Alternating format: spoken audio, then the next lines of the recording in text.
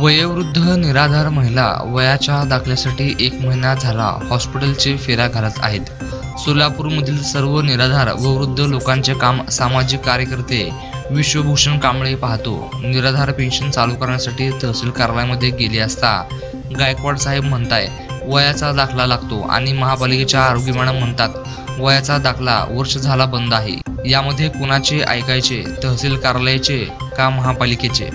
Dufferin हॉस्पिटलमध्ये जाऊन वैयक्तिक विश्वभूषण कांबळे यांनी भेट दिली असता उडवाउडवीची उत्तरे मिळत आहेत। याकडे शासनाचे लक्ष नाही। त्वरित वयाचा दाखला उपलब्ध करून देण्यात यावा, अन्यथा आरबी दयावान बहुउद्देशीय सामाजिक संस्थेमार्फत जिल्हा परिषद व महापालिकेमध्ये तीव्र आंदोलन करण्यात येईल।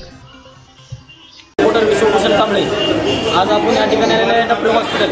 या ठिकाणी कमीत कमी कुष्ठरोग असे सर्व काही पेशंट या ठिकाणी कमीत कमी 40 ते 50 संख्येने कोरोनासारख्या महामारी या संसर्ग रोगामध्ये त्यांना कुठल्या प्रकारे चिठ्ठी दिली नाही ना, यांना 10 लोकांना 20 लोकांना बोलवून सोशल डिस्टन्सिंगचं पालन केलं जात नाही।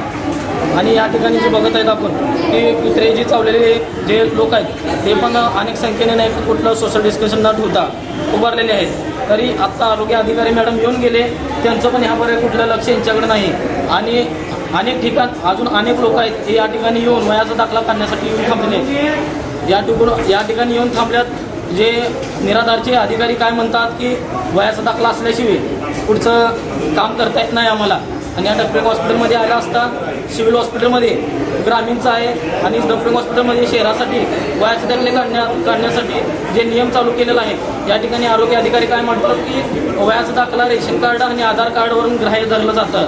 पण जे अधिकारी निराधार पेन्शनसाठी ते काय म्हणतात की वयाचा दाखला असल्याशिवाय तुमचं काम होत नाही। तर या ठिकाणी आपण बघत आहेत कमीत कमी 40 ते 50 वयाचा दाखला काढण्यासाठी रोज येत आहेत। तर त्यांना असे एक प्रकारे दिशाभूल करून त्यांना पाठवून देण्याचं काम इथले अधिकारी करत आहेत। त्यामुळे जास्तीत जास्त अधिकारी लोकांनी ह्याकडे लक्ष देऊन नाहीतर आरोग्य अधिकारी मॅडमनी डायरेक्ट निराधारच्या अधिकाऱ्यांशी संपर्क साधून अधिकारी मॅडम काय म्हणले रेशन कार्ड आणि आधार कार्ड हे तुम्ही ग्राह्य धरून करावा असे त्यांनी आदेश द्यावे, अन्यथा इंडियन टाइम्स न्यूज यामध्ये जास्त लक्ष देऊन एक पत्र आयुक्तांना देण्यात येईल। या ठिकाणी Indian Times news Vishwabhushan Kamble, Solapur.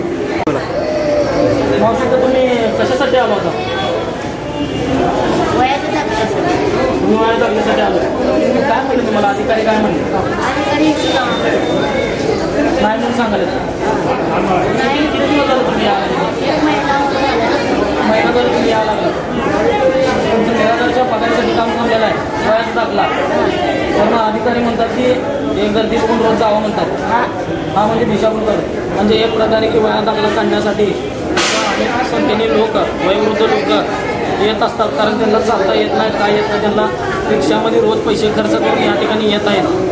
पण अधिकारी व कर्मचारी हे आता निघत नाही असं सांगतात। आरोग्य अधिकारी मॅडम पण आता तेच बोलून आरोग्य अधिकारी मॅडम इथं आले होते, त्यांच्याशी मी बोललो असता आरोग्य अधिकारी मॅडम काय म्हणतात की रेशन कार्ड आणि आधार कार्डवरनं ग्राह्य धरलं जातं। ते गोष्ट बरोबर आहे। तर मग नोटीस लावले का यांनी?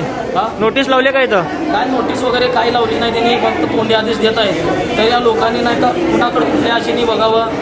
या ठिकाणी लोक वयोवृद्ध लोक 1 महिना झाले येऊन जात आहेत। या प्रकारे इथं कुठली नोटीस नसल्यामुळे त्यांची गैरसोय होत आहे, त्यांच्याकडे तात्काळ लक्ष देण्यात यावं असं मी आयुक्तांना विनंती करतो।